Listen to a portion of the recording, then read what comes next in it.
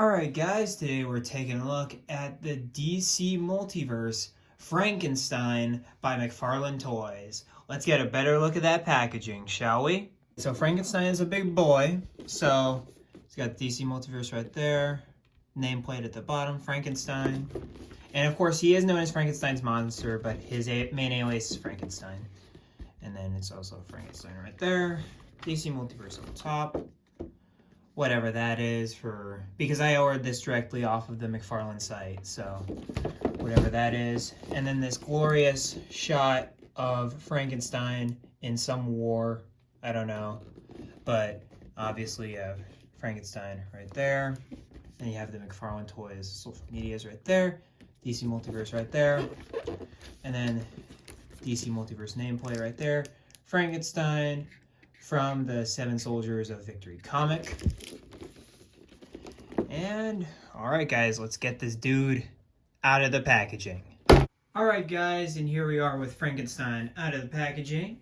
And before we take a look at Frankenstein and the accessories that come with the figure, of course we're going to take a look at the card and the base. So you guys already know the hockey puck with the DC logo right there.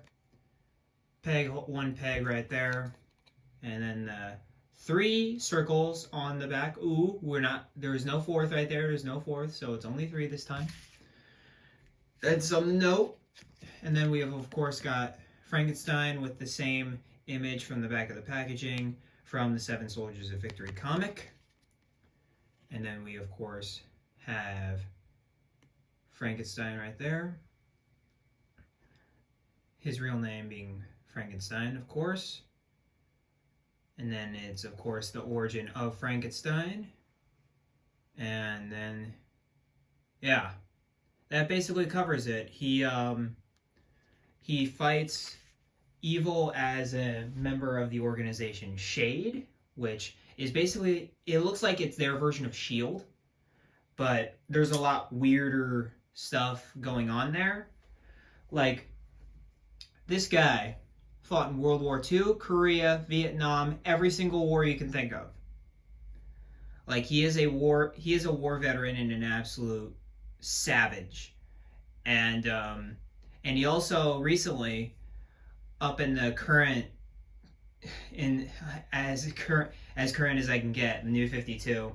In the New 52, he is a member of the Justice League Dark. So he's also in that magical area of the DC Universe, which I'm not too familiar with. I want to get familiar with it, but as of this video, I am not that familiar with it.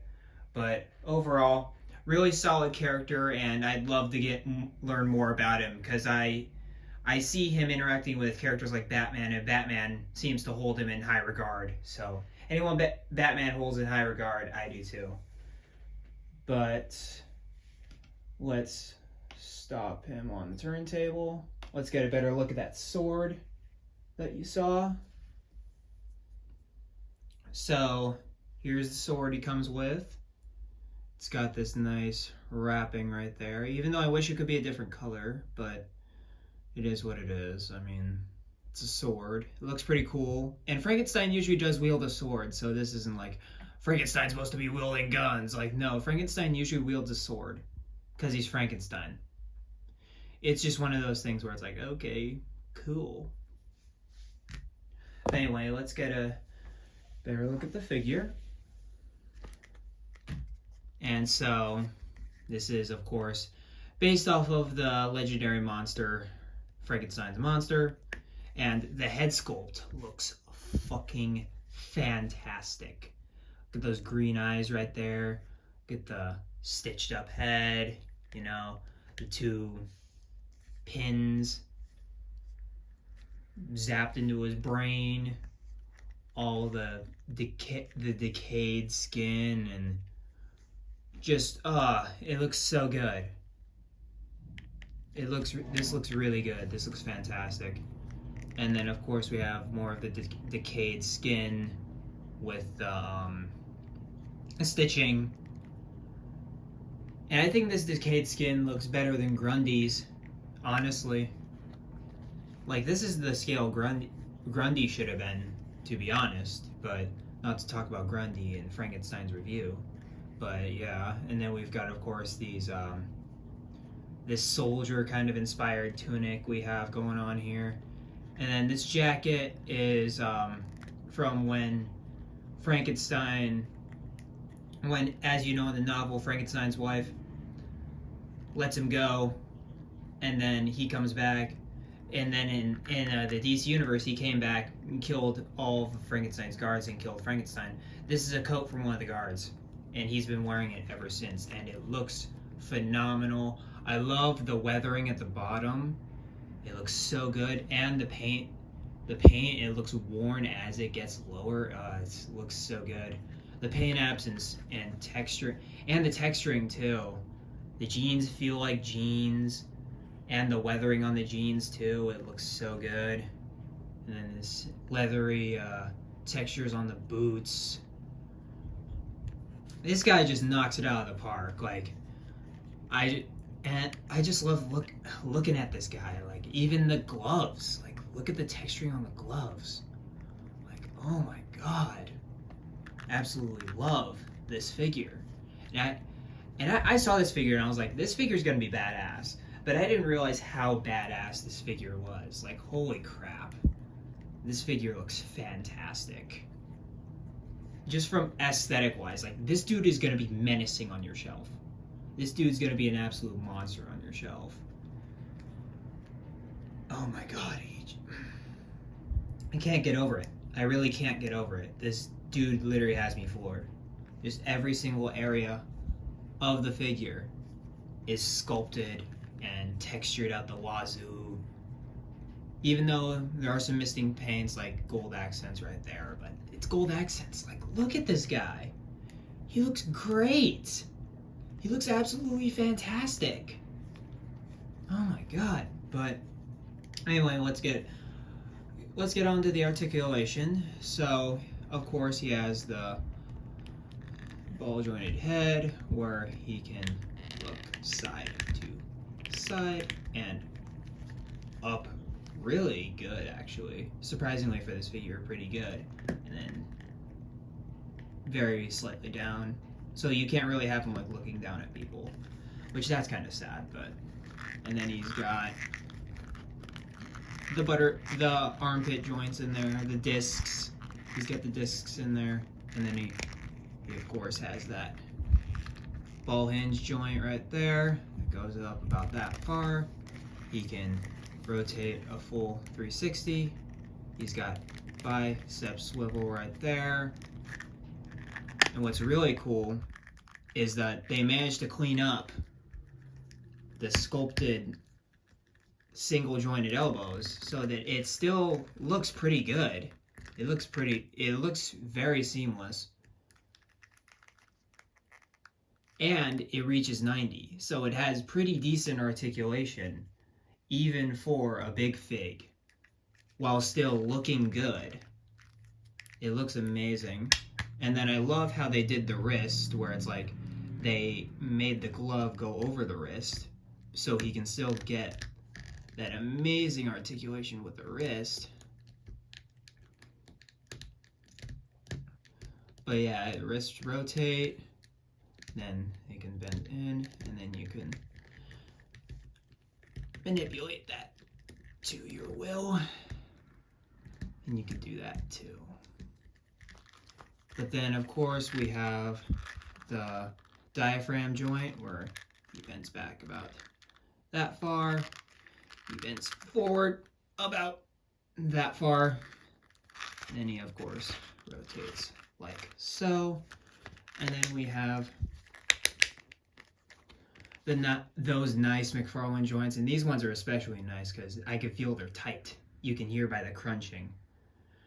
Yeah, you got those.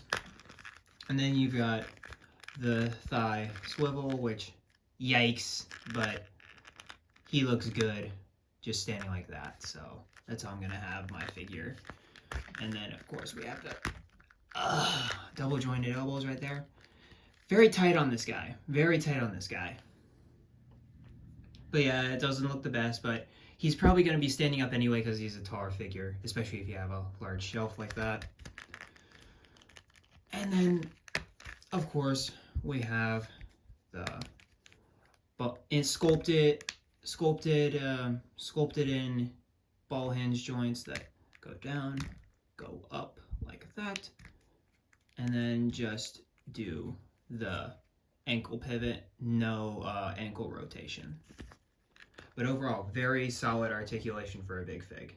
And just to get a scale on big this guy is, here he is next to the Three Jokers Batman right there. And overall, these two look pretty decent together, especially if you're going for a more comic feel.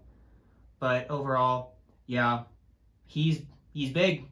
He's a big boy. And here we are next to my makeshift JL Dark shelf. We of course have our new Seven Soldiers Frankenstein in the back, looking badass. And of course we have the Page Punchers Constantine, the DC Multiverse Etrigan, Injustice Dr. Fate, and then of course Swamp Thing. And I really thought these two were given the right. I really thought these two right here were given the right height exchange, because I thought they were the same height, but I guess Swamp Thing's taller than Frankenstein, but McFarlane hasn't never really been big on scale. But overall, I think Frankenstein's perfect height. He's still a beefy boy compared to a lot of the other guys, and that's all that's important, is that Frankenstein is a tall motherfucker.